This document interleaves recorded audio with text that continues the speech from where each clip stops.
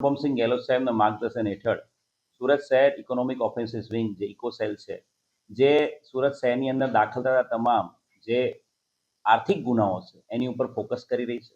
અને આ જ અનુસંધાને સુરત શહેર ઇકોનોમિક ઓફેન્સ વિંગ દ્વારા એક ખૂબ મોટી સફળતા જમીનના કેસમાં છેતરપિંડી કરવાના ઈરાદે જે મૂળ એકાઉન્ટો ખોલી નાખનારા જે કર્મચારીઓ છે, બેંકના કર્મચારીઓ, અને સાથે મૂળ એકાઉન્ટ ખોલવા માટે જે સિમ કાર્ડ આપનાર જે સર્વિસ પ્રોવાઈડર છે એની ધરપકડ કરવામાં આવી છે. બનાવની જો હકીકત કહીએ તો એક આરોપી છે રવિકુમાર કોલડિયા. આ રવિ કોલડિયા જે ફરિયાદીને મળ્યો હતો અને રવિ કોલડિયાએ ફરિયાદીને એવું કહ્યું હતું કે મારી પાસે એક જમીન છે, એ જમીનનો મારી પાસે સોદા ચિઠ્ઠી છે અને આ જમીન હું તમને વેચી આપીશ.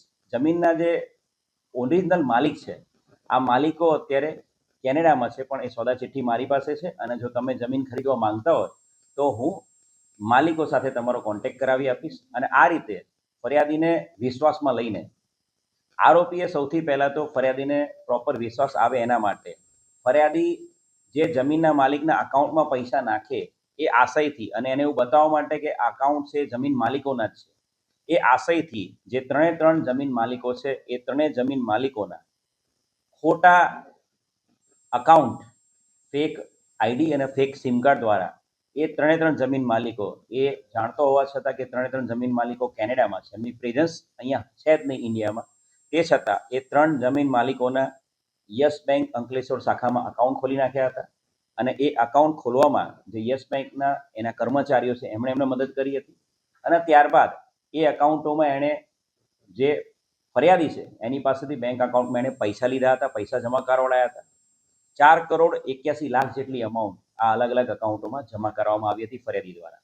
અને ત્યારબાદ આ અકાઉન્ટોમાંથી એણે પોતે પાછા આઈડીબીઆઈમાં નવા 2 અકાઉન્ટો, બોગસ અકાઉન્ટો ખોલ્યા હતા જે જમીન માલિકોના નામના, અને જે યસ બેંકના અકાઉન્ટો છે 3, એમાંથી એણે પાછા આઈડીબીઆઈમાં પણ આ જે ફેક અકાઉન્ટ છે એની અંદર પૈસા ટ્રાન્સફર કર્યા હતા. કુલ મળીને 4,81,00,000 રૂપિયા એ આ અલગ અલગ જે ડમી અકાઉન્ટો, મ્યુલ અકાઉન્ટો જે બન્યા હતા, જે જમીન માલિકો છે જે કેનેડામાં હતા એમના એ અકાઉન્ટોમાં પૈસા ગયા હતા. અને તમામ પૈસા છે એ આ રવિ કોલડિયાએ પૈસા એના હડપ કરી લીધા હતા. ફરિયાદીની ફરિયાદના આધારે આ સમગ્ર બનાવ અનુસંધાને ગુનો દાખલ કરવામાં આવ્યો છે.